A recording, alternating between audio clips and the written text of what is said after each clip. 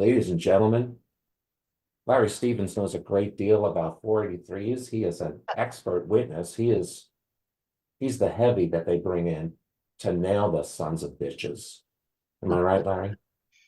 Well, yeah, I worked for FDA right out of school. Then I went into the industry, so I received 483s, and I had to deal with FDA. And then in 2000, I went back to FDA, started issuing again, and found out it's a lot easier to be an FDA person than it is to be an industry person. That's for sure.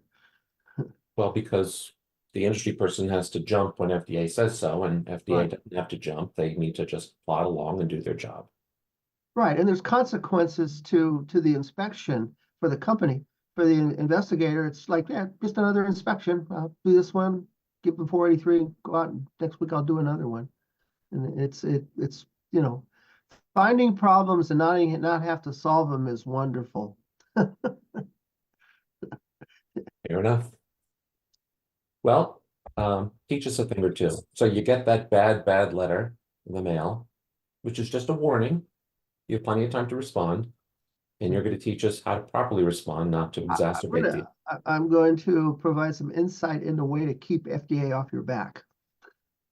Okay. Will you just tell stories, or do you need slides today? No, I've got slides. Come on Okay. now. How about it? All right, well, let me share my screen. Okay. Well, that's a nice haircut you got there. Looking sharp. Okay, where am I? Do you see my screen? I don't see it. I do. It says Zoom on it.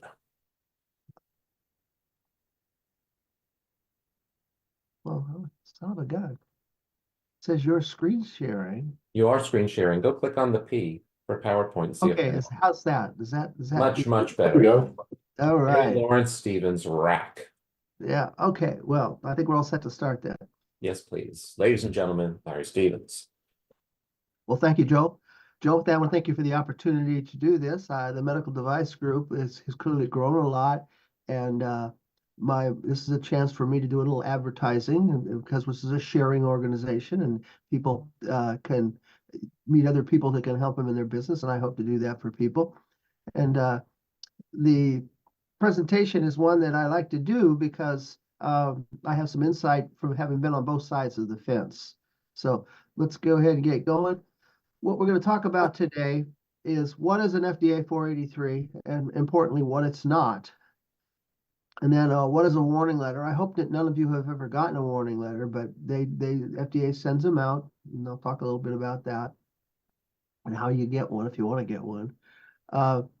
What are the greatest mistakes in responding to FDA? Now, the reason I say this is when I went back to FDA, I was an investigator for a couple of years, and then they made me a compliance officer. And as a compliance officer, I had to review the company's responses to the 483. And the quality of that response directly impacted my decision as to what additional things we should do. So I know what the mistakes are because I saw bad responses, and I'm going to use some of those as for examples today. I've gone through some released 483s and taken out some actual FDA observations. So it's a real life situation in the sense that somebody had to respond to this. And the last thing I put is, how do you know if FDA is pleased with your response? It's not like they call you up and go, wow, great response. Thank you so much for sending that in. They don't do that. And I'll talk on how you know that they're pleased and how you'll know that they're not pleased. Okay. And of course, the summary. The presentation business is one that you'll hear people say. First, you tell them what you're going to tell them, then you tell them, and then you tell them what you told them. And that's kind of the way I structure that. Most people structure their presentations that way. So I'll make emphasis here. Okay, what is an FDA 483 and what is it not? Okay, it's important to know that it's an individual investigator's opinion on perceived deficiencies. In other words, the brilliant mind of that investigator looks at what you're doing and says, that's not good enough. You should be doing something else. And then so they give you an observation. Now, this is where I tell a story, and it's a true story, but it's kind of a weird one. When I went back to FDA in 2000, and was hired back in as a device investigator. I worked 18 years in the device industry, so I had a little insight into medical device companies and how they operate. Anyway, I did a few inspections, and my supervisor, who back in the 70s was a guy that I trained, when I went back in 2000, he was my boss. Very weird. But anyway, he says, Larry, I'm worried about you. And I said, well, what do you mean? What are you worried about? He says, I don't think you like to issue 483s. And I said, well, why do you say that? And he says, well, there are inspections you do where you don't issue them. And then I read your report and you do talk about deficiencies and you didn't issue a 483. And I said, well, yeah, that's kind of what I was instructed to do. It's in the inspector's operations manual, is that you do a risk assessment of your observation. And if it's not really significant, you don't write it on a 483, you just discuss it with management. And the report's called the discussion with management. So I said, that's what I do. You know, the minor stuff, I talk about it to him and then I put it in my report. And he says, well, I don't like that. And I said, well, what do you mean? And he says, I never did a medical device inspection that I didn't issue an FDA 483. I said, every inspection? Yeah. I said, well, gosh, is that what you want me to do? And he goes, yeah. And I said, well, you're my boss. And after that, I issued a 483 and my boss was happy. The companies were pissed, but the supervisor was happy. And the other part is that you need to remember, getting a 483 doesn't really say you have a terrible quality system. It's not really an accurate representation of your quality system. It's some individual's idea on something that you're not doing the way he thinks you should, or she thinks that you should do it. Okay, so the last item here I talk about, it's the start of the regulatory process. If you cannot get in trouble with FDA from a quality system standpoint until you've had an inspection and got a 483. Once you get to 483, then that starts the regulatory process, and I'll talk to you about that as we go on through the presentation. Okay. Warning letter. Oh, what is a warning letter? Well, a warning letter is just that. It's a statement that FDA has determined you're in violation of the laws and regulations, and they specifically tell you what they are. I used to write warning letters when I was a compliance officer. There were certain criteria, and I'll talk about that later, that had to be met. And if it did, then you write up a warning letter. And a lot of it's bullet point, standard wording. And then that goes to Washington, D.C., and the Office of Compliance and CDRH approves it. And then it comes back to the district and they issue it. So it's usually signed by the district director. But the key thing is it's not a legal action. In other words, it's a very effective tool that FDA has established that allows them to get corrections made when they're not forthcoming until they send the warning letter. But the warning is essentially saying that if you fail to correct these things that we're telling you about, we're prepared to move forward with a further legal action. And that usually means a consent decree for an injunction. Okay, so responding adequately to warning letters is really important, but not getting them is even more important. Okay, this is the regulatory process. Okay, you get a 483 and you respond. Now, there's no legal requirement that you respond to the 483. If you really want to take a chance, just put it in a file and forget about it. It's probably not a good idea, but you're not going to violate any law by not responding. But responding is what virtually every company does because it's a chance for you to state your case. And that's important because that puts the FDA in a frame of mind when they read your response. Okay, here's another part of the formula for regulatory action are the second inspection. Your response is really lousy, in which case you get the inspection really, second inspection really quick, maybe 2 to 3 months later, you get another inspection. If it's a pretty good response, it might be 6 to 9 months till you get a reinspection, but you'll always get a second inspection after a 483 has been issued. That's just the way they do it. Okay. Then the repeat violations and additional violations in the second inspection is the formula for a warning letter. And that's so that you don't want to get there. That's why the responses are so important. Okay, bottom line here, lesson is respond well to the 483 and avoid future FDA problems. And that's what we're going to talk about. Okay, we're going to go now into some actual observations that were made by FDA during inspections. And this is the way FDA structures the 483. There's a general discussion of what the problem is. And then there's a specific, let's say specifically. And the reason that this is done is FDA has a computer system set up to put 483s together. And you go through and you pick, this is an ethylene a sterilization. And so you pick out a boilerplate observation, and then you say specifically, and you tell the problem. So that's how they structure it. So, and the specific stuff is the ethylene oxide sterilization, and that's a big issue now because the Department of, I guess it's EPA, is trying to ban ethylene oxide. It's the single most common sterilization method for medical devices. So there's a lot of discussion now on alternatives for ethylene oxide. Okay, the ethylene oxide sterilization for products, including chest drains, blah, blah, blah, is inadequate as follows. The sterilization validation procedure explains that the performance qualification runs must be carried out at a maximum. I can't read it, so anyway. The format of the people on the side is blocking the other side of my slide there. Anyway, must be carried out on loads that will simulate product mid-steps were not established as follows.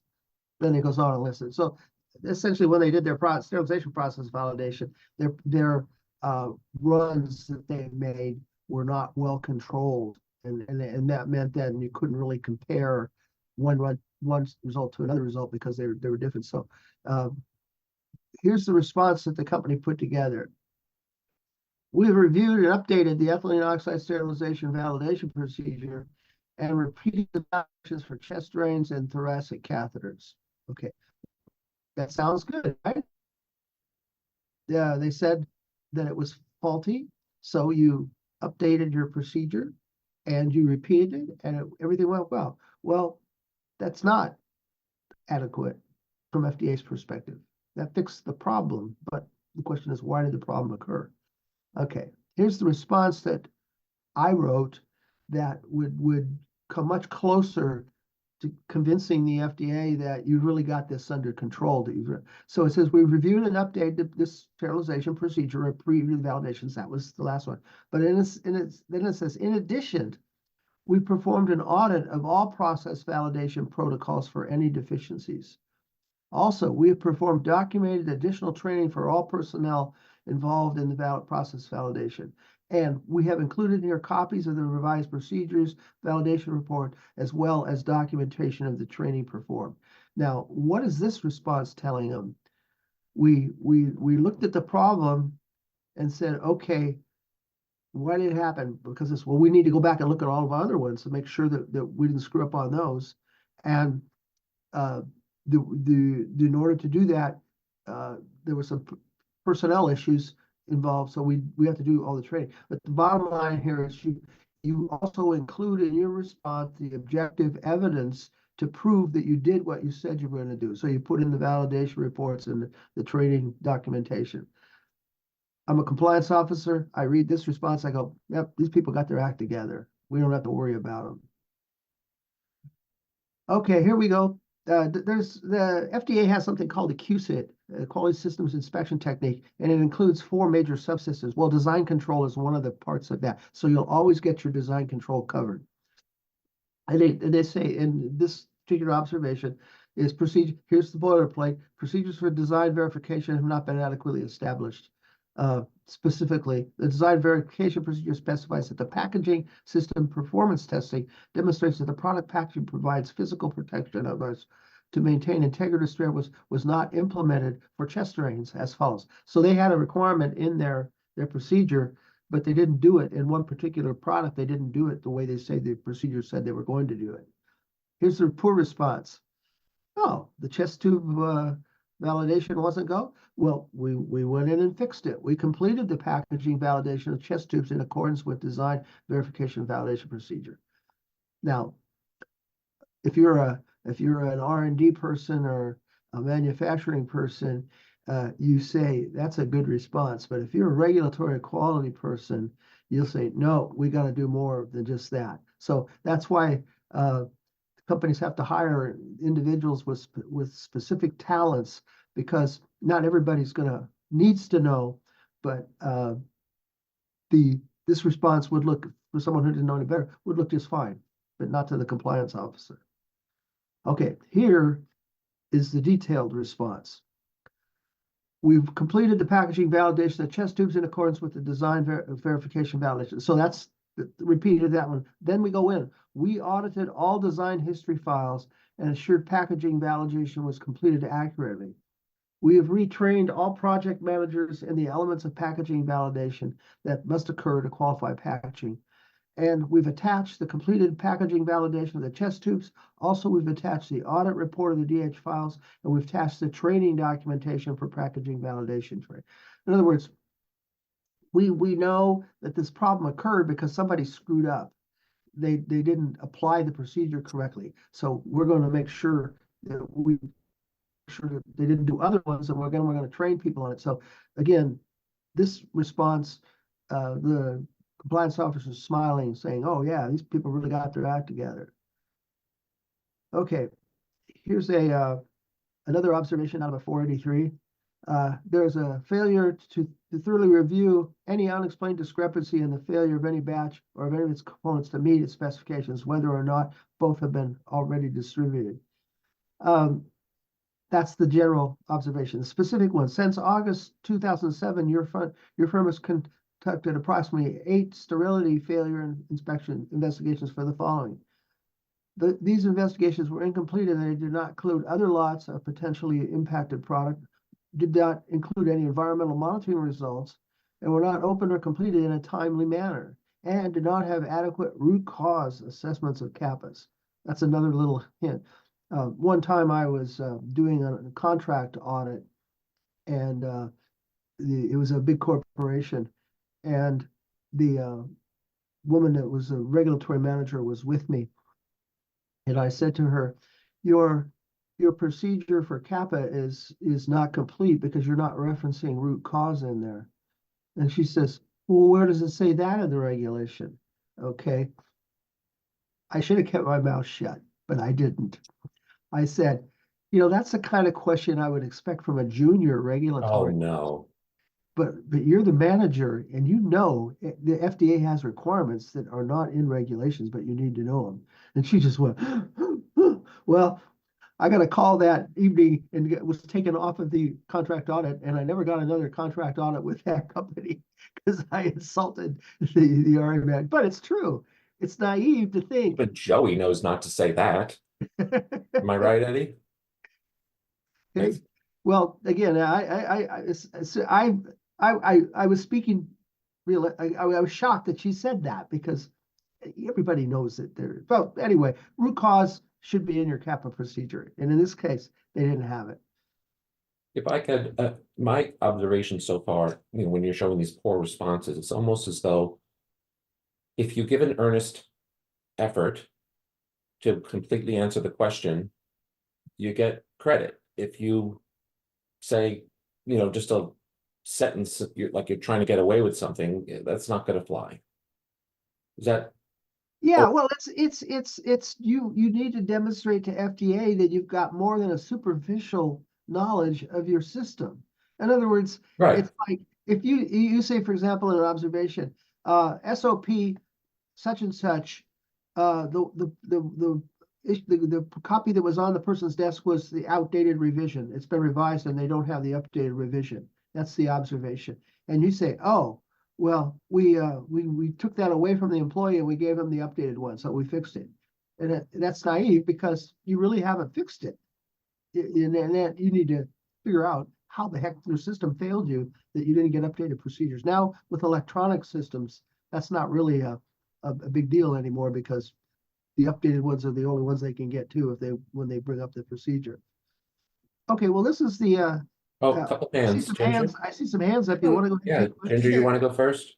yeah, sure. So the only thing that I hate is that, of course, you're not going to get everything done in the time frame they give you to respond completely. The validations and the assessment and the SOP and the training and the retraining. And I'm like, it's more than a little unrealistic. And so, so No, no, you're no. already setting yourself up for failure no matter what you reply, because uh, you You- just can't meet the timeline for Right, responding. and if you're setting yourself up for failure, if you say it's so complex we can't do it and you don't do it, then you failed. But you can Right. certainly respond to FDA and say, this is what we intend to do. And we'll Mhm. send you, and in 60 days, we'll send you an update. Yeah, And that's when you you take the time necessary to do it, and then yeah, you keep them informed. You give them the information and tell them you're good, you know what you're doing. yeah, no, and that, I've seen that also fail though. Nope, you Well, didn't get it done. And so I think those well, are overzealous you've compliance had some officers. bad experiences, I can No, tell. no, I've seen it thankfully I'm independent now, but I have seen it where, we've done as much as we can in the 15 days or 30-day response time. And guess what? We know what we're doing, but you've just seen them immediately come back out and find more things. And then there's a warning letter. And Well, so, again, yeah, there's no requirement that you even respond to a 483. I So know, there's no I time know. limits. You tell them Yeah, how long you need, and they may yeah, not give it to you. yeah. It They just, say it's going to take you 2 years to complete the follow-up. Well, they're going to come out before then. yeah, no, I just, it's kind of like you saying your supervisor insisted that you do 483, and that doesn't surprise me. Well, Even if you felt they didn't rise to that level. So it'll be interesting as they implement the right. ISO 13485 with a risk-based approach, because honestly, they need to get a little more flexible there. And so it'd be very interesting to see the inspectors come out and see what happens. Yep. No, I hear you. I hear you. Trust me, I worked in the industry for 18 years as a regulatory Exactly. person, and nobody wanted my job. That's for sure, because Yeah. you're the middleman and you were the fault finder. And I know that there are times when you say this is what we need to do, and they say we can't do that. That's ridiculous. We will do such and such, and you say, well, Yeah. okay, that's what we're gonna get. Good luck with that. Yeah. Yeah. All right. Thank But you for letting me chime in there. It's just, that's okay. it's a But little frustrating sometimes, but I can see where they're coming from, because years ago when I was, years and years, 30 years ago, when I was starting to audit, I'd walk in and see some really crazy things and go, yeah, there's no validation. Your promise that stability was done because you waited on the postal meter, and that's the Santa Claus, stability. I waited on the postal meter here, and then 3 years later, and there was no degradation. I'm like, no. If an auditor can't find a finding or a significant observation in a few minutes, to me, they're lazy. You can always oh, find no, something. I hear you. Trust me, when my Yeah, supervisor said you issue a 483, I can always find something. And yeah, I issue 43. So that's the other part, is that you talk about risk assessment. FDA has been using risk assessment for a long time in evaluating 483s and responses, and it's based on the risk of the violation. Some of them yeah. are considered insignificant, minor, and they go to the voluntary action indicated classification. And Hmm. it just puts it aside because it's becoming more formal now with the 13485 integration, the risk-based Yeah, approach, but that's what it's been done and needs to be done all the time. Well, let me yeah, move on here. yeah. All right. Here's the response on the sterility failures. Okay. We've completed a complete audit of the sterility failure investigation. We've amended the reports to include the environmental monitoring results. They fixed it. In addition, we've amended the procedure for failure investigations to require the timely implementation requirements. We have more clearly defined in the procedure the link to failure to the CAPA and require CAPA to be implemented or a justification why a CAPA is not deal. In other words, the failure investigation includes a checkbox, CAPA open or CAPA, you have to document when you're, and then of course, we've completed training on all affected personnel on the revised failure investigation, and it closes a copy of the audit report, the revised procedure and documentation of training. This is the one that Ginger would write, and the FDA would go, they got it. Okay. we're going through this 483 thing and we're about through with that. Anyway, the observation, procedures designed to prevent microbiological contamination of drug products purported to be sterile are not established and followed. Whoa. And specifically, proper aseptic technique was not practiced by persons engaged in the manufacturing of sterile products. Well, this is a big deal. But this comment, this is a repeat observation that they would write that on the 483, and it's like, well, what does that mean? Well, the key is that when you see this is a repeat observation, you got problems, because that's a red light that indicates almost for sure a warning letter. So this really goes back to saying you have a problem, you respond, you tell them what you're going to do, they come out and they do their inspection and they find out that you completed everything you said you were going to do and they're happy. Or they find out that there's a repeat observation and additional ones, it's warning letter time. So that's a red flag. If you get it, you got to do some firefighting. As a professional communicator, and I'm sure Sean and I are in violent agreement that as long as you know what you're doing and you can represent it, you should be fine. It sounds to me as though people who are running into trouble are either A, not competent at what needs to be done, B, not aware of what really it means, or C, don't communicate well. Well, I hear you. And there's people work in all the companies. Usually they're in marketing, but don't take that personally. Marketing people do not respond to 483s. Well, that's why you got regulatory people. Right. Well, maybe the regulatory people could have the you don't look over the response and see if you can pretty it up a little, because sometimes you'll never find a regulatory person moving into a marketing role. I can tell you that. Yeah. I'm sorry, what? Well, within the company, the regulatory people are not recruited to work in marketing because they have such great personalities and ability to convince. Present company excluded, of course. Speaking of which, Nellie Bushman has something to add. One, a horror story, and two, an actual question that I struggle with every day. One, my very first consulting client, the very first thing I do when I go on, I ask, do you have any 483s or no external audit findings so I can address them? And I was told no. So I did my gap assessment audit. I found a bunch of stuff, wrote CAPAs, and 2 years in, the FDA auditor comes back in and they're sitting there like, okay, I'd like to talk about the 2008 483. And I'm sitting there going, what 483? And then the CEO goes, oh, yeah, I got one. And we stopped our company and then we restarted it. So we completely forgot about it, did absolutely nothing with it. The auditor like literally turned beet red, was pissed. And she took a break, went to her car, came back, and he had found it in his desk drawer in a folder, never touched. And the only thing that saved us from getting a warning letter is that my gap assessment audit found the exact same nonconformance that the FDA auditor found. And I was addressing it and had it pretty much almost all addressed and taken care of. And she saw a quality plan and she saw those improvements. She looked at the CEO, the only reason you're saved right now is because she caught it and she caught more and she's fixing them. Otherwise, I'd be writing you a warning letter right now. And that was what he said. This was a job a full-time job you took with the company. No, consulting part-time. I was consulting. You were, it was a long-term consult then for sure.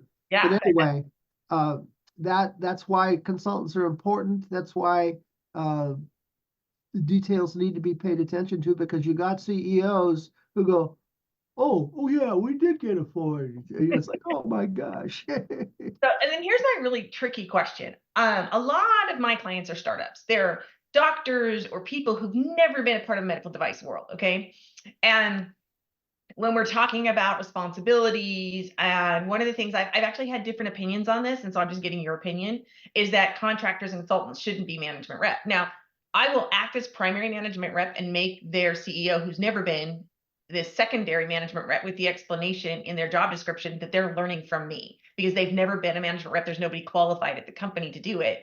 But I've actually had inspectors or auditors say that's not appropriate, that a consultant should never be the management rep. What is your thoughts on that? Because it's a struggle I have because they're not qualified to do the job. They don't know what they don't know.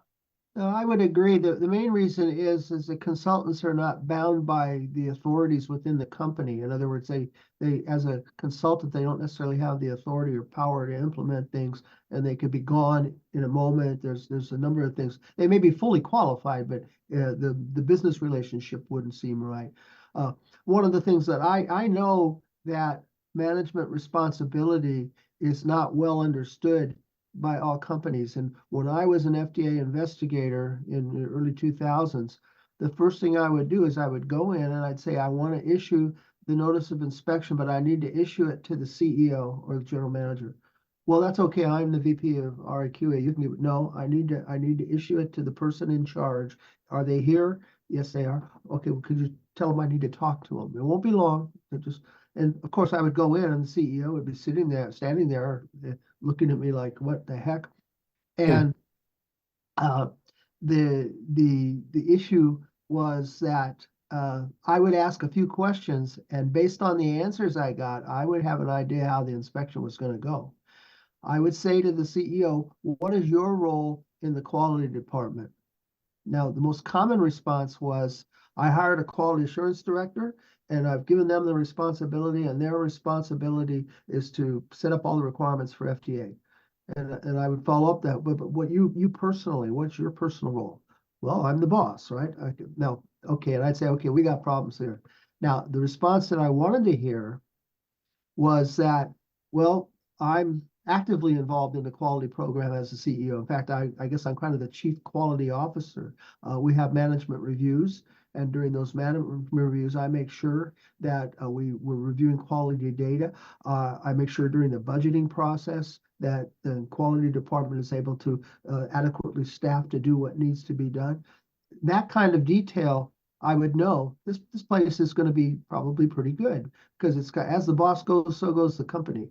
So when you talk about as a consultant dealing with CEOs or general managers who are relatively naive, well, as a consultant, you get to educate them and let them know that they need to get involved because the law requires that as the CEO. The good news is I would say 80% of my clients are very open to the education. So sometimes I'll put them in the primary, me the secondary, where I'm their coach and they're learning on the job. And that's why they're paying you $300 an hour to consult for them. You know. So I need to increase my rate. I'm not 300. I'm joking. I trust me. I would love to get that, but I don't get that. You get a reasonable response. All right. Well, okay. Luke has been patient. Luke, you had something you wrote me privately and something else to add. Yeah, just lower my hand. Well, first of all, Larry, I always love your presentations. They're always fun. Oh, thank you very much. I have one question and I have one observation that's hilarious. So I start with a question. By coincidence, we had a FDA audit 2 weeks ago. And actually, it wasn't our company that was audited, but our contract manufacturer. It's across the street. But we are the legal manufacturer, so we're always responsible for everything. Yeah, well, if your name's on the label, you're responsible. Yeah, we know. Yeah. So our Cairo officer was on the site just to step in for knowledge if it was needed. Yeah. And we had 3 minor observations, and one of them was a kind of technical. Like we have a height correction unit on our finger cuffs that measure blood pressure, and you have a reservoir in your arm, and then if you lower your hand, your pressure sensor can make some adjustments for the height of your hand. But there's also we have a climate chamber to adjust for temperature offsets of the pressure sensors. And the thing was designed, I think, somewhere in the last century or the last millennium. Depends on how you want to call it. And so there's nothing or very little documentation on it. And the auditor was very lenient. She took 1.5 hours just to find some documents that way or that way. And so she wasn't too bad at all. But then she ended with an observation that it's nice that you try to do a temperature compensation, but it's never validated that it actually works. Okay, well, to really validate that is quite a lot of work. And I'm not lazy, but I always say I'm born tired. So I like to and there's a lot of work I have to do anyways. So we did some calculations, and in worst case scenario, even if the temperature compensation does not work at all, it's still within the accuracy limits that we say the device is. Is that good enough an answer for an FDA auditor? Saying that, yes, we have a temperature compensation, and it's not validated, but even if it's not validated at all, it's still within limits. Well, trust me, when I was inspector in the 70s, I was insecure when I would go in to do an inspection because I didn't have very much knowledge. So one of the things that you can do, and you talked about it, is you can educate the FDA investigators and say, well, let me give you more information about that. And this is how we do this, we do this, we do this, we do this.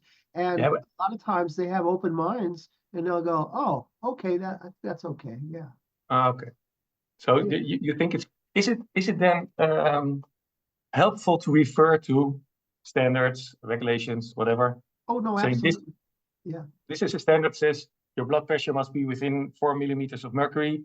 And we show here that we are still within 4 millimeters of mercury according to that standard. So No, okay. trust me, you know a whole lot more about the investigator does, so you can convince them that you're. No, I never met an investigator myself. They're always they Well, don't allow me to talk to investigators. It's too risky.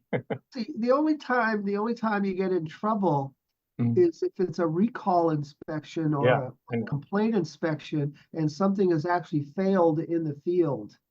Yeah. Then you're in a defensive position because you got to explain how that happened and why it won't happen again. But on a general inspection, I got another story because I like this one.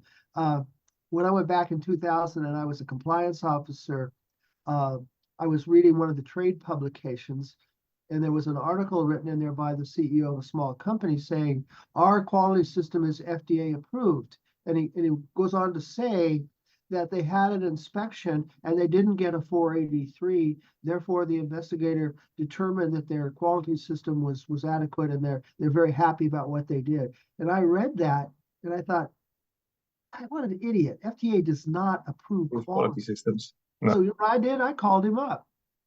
And I said, Mr. So-and-so, my name's Larry Stevens. I'm a compliance officer with FDA. I read this article about you saying your quality system has passed FDA inspection and is in control. I said, that's not a true statement, sir. It's not. I said, no, it's not. Not getting a 483 doesn't mean that your quality system's good. It just means that the inspector didn't find anything. And the other is I told him I've talked to the inspector and there were problems in your operation, and he discussed them with you during the inspection because that's in his report. Is that true? Do you remember the FDA investigator telling you about the problems? Yes, I do. I said, well, sir, you need to understand that statement that you made is not good, and FDA doesn't like it. Well, what do I need to do? Do I need to write another statement? Do I need to? No, just let it go. It's over and it's done with, but don't do it again. So that's the key is lack of a 483 just means that inspector was not feeling good that day and didn't want to look at anything in detail. Our inspector wasn't feeling good that day. She missed the morning. And she said she eaten something bad and she had a headache. So okay, I thought she drank something bad. But yeah. I also have an observation because of this topic, I've never seen an actual warning letter. So I went to the FDA site. And the first one I took with a medical device, I put the link in the chat, and it's hilarious. If you want to have a laugh there, it's really good. Warning letter? Okay. I put the link in the chat. So if you want something funny to read, just do that. And that's the observation. Okay, I'll do that. All warning letters are public information, so if you get one, it's in a database. Yeah. Well, let's move on here. Yeah. Look at the clock here. Oh, we got about 10 minutes, so that's fine. All right. This is the acceptable response on the people who are not using proper aseptic technique. Big deal. Okay. This is new training established to demonstrate proper aseptic techniques, including video and role playing. All production personnel will be trained. Reminder training for production supervisors will be formed to demand attention to employee aseptic practices. And this last one is one that I thought was a good one. A new personnel policy will be to suspend any employee violating aseptic technique for 1 week without pay. In addition, a second occurrence will mean dismissal from work. In other words, you're telling FDA that this kind of action is absolutely unacceptable. The aseptic technique is not allowed to be deficient. And this kind of a response will convince FDA, I believe, that they've taken this serious and we shouldn't see this happen again. So, of course, getting personnel policies changed is not easy to do. Oh, this is part of that same response. Okay, yeah, we've attached copies of the training material. We documentation of the actual employee training. Supervisor training is exact. A new personnel policy is attached. And the last item on here is something that you can do, and there are times when it's very important to do it. A meeting with the compliance personnel in the district office is requested to allow for a complete presentation of our new quality system. Okay, will FDA do that? Well, 20 years ago, they would do it, and up until COVID, meetings in the district offices were not unusual. But after COVID, now it's Zoom meetings, so that makes it even easier. You say to FDA, we would like to set up a Zoom meeting so that we can share with you what we're doing and discuss our program. And that's important to do because FDA will never give you a letter of everything's okay. They don't do that. They give you deficiency letters. But in a meeting, you can actually say to them, do you think that what we've done should be adequate to complete solve all the problems? And the FDA person, and I used to say it, if you do what you say you're going to do and you do all that, I think you've probably got everything under control. And as a consultant, I've actually this was 6-7 years ago, went with a company that had a 483 that was outrageous because the investigator was pissed at him. And I went with them to the district office and met with the compliance people. And they had seen the response. And I said to them, okay, now you've seen what's been done. Are you okay? And the compliance director said, well, we're okay, except there's one issue that we're still concerned about. And he named some specific data that they wanted to see. And I said to him, okay, that's good, thank you. If we complete that data and we give it to you, would you consider the issues of this 43 gone and closed? And he said, yeah.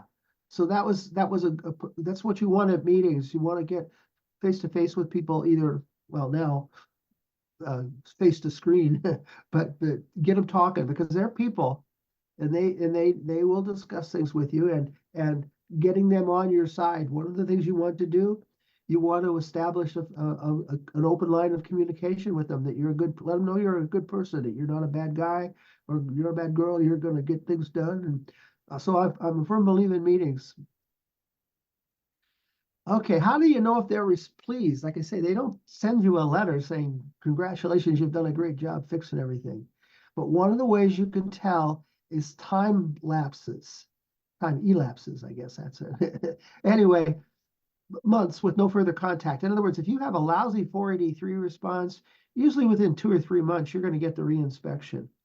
If you have a really good 483 response, it could be a year or so. If you go a year and FDA hasn't come out to do the reinspection, then you must have done a pretty good job in your response, because they don't see a need to rush right out. Okay, how do you know if they're pleased? When you have a second inspection and you fixed everything, and you have no notations of repeat observations. That means they're happy. And a meeting in hell, a post-warning letter for sure, and FDA confirmed all issues appeared resolved. So you can gauge how happy FDA is by time lapses, by no future 483 repeat observations, and by comments made at meetings. Okay, this is where I say, let's go back over what we've been talking about. Well, my clock's behind me, I have to look at it. Virtually every regulated company will receive an FDA 483 at some point in time, okay? If you're a medical device firm or a drug firm or food firm, because they're registered now too, you will at some point get an inspection, and if the inspector has a supervisor like I have, you will get a 483. Don't panic. Now, sometimes in companies, particularly if you're a division of a big corporation and you get a 483 in your division, there's panic in the organization. The corporate people say, send us that, so we want to have me. I mean, any 483 is considered significant, and that's not necessarily true. There's an ability to look at a 483 and figure out whether or not it's significant or not. If it Luke said that they got some minor observations, well, that's okay. FDA knows they're minor too. Okay, you got no repeat observations because that's a red flag. And you need to remember that the 483 itself is not a legal action by FDA, but it's the beginning of the process.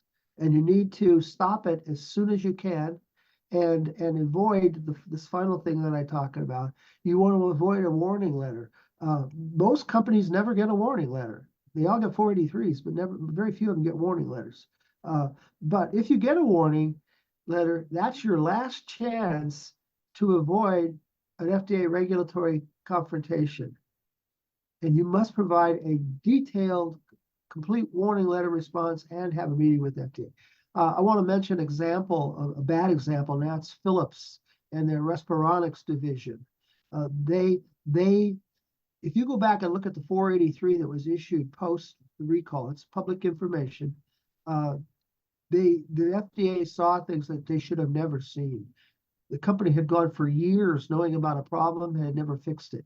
Okay, so the key is what happened. Ultimately, they got their 483s, they got warning letters, and now they have signed a consent decree for injunction, and they're probably going to have to shut down their operations. That's where the system is. It's where the final action is. And so I don't know if there's anybody from Philips here on the call, but the individual companies that are purchased, like Respironics was purchased by Philips, and they become then legally responsible for what goes on at Respironics. And unfortunately, my assessment of it is whoever was working in Respironics either didn't have the authority or the knowledge to do it the right way, and they didn't do it the right way, and they got caught by FDA. So that's the horror story that I wanted to share of a company, and there's other companies that get the FDA calls that the sign or sue letter. It's issued by FDA, and it's the request for the company to agree to a consent decree of injunction, or the FDA is prepared to go to court and ask the court to issue the injunction. So that's either sign or we're going to sue you. So within the FDA legal circles, they say, let's send them a sign or sue letter. And that's the threat that gets them to sign a consent decree. You do not want to get one of those. And if you get one, you take the consent decree because you don't want to have to go into court and get a court order on you. So the court does approve the consent decree, but so now you know a new term, sign or sue letter. You know what that is for FDA. Okay, that's it. I'm done. We got a few minutes. Well, not many. I do talk a Ginger lot. asked a question. Go ahead, Ginger. Just typed it out. Let me see. Are you still there with your camera? Yeah, Larry, is it just resourcing? What I really, Philips is not my favorite, of course. But if beyond them, there's repeat offenders like Medtronic, right?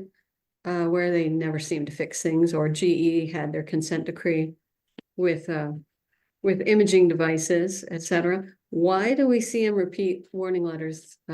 We identified this issue in 2014, 2016, 2018, 2020, and they never take action.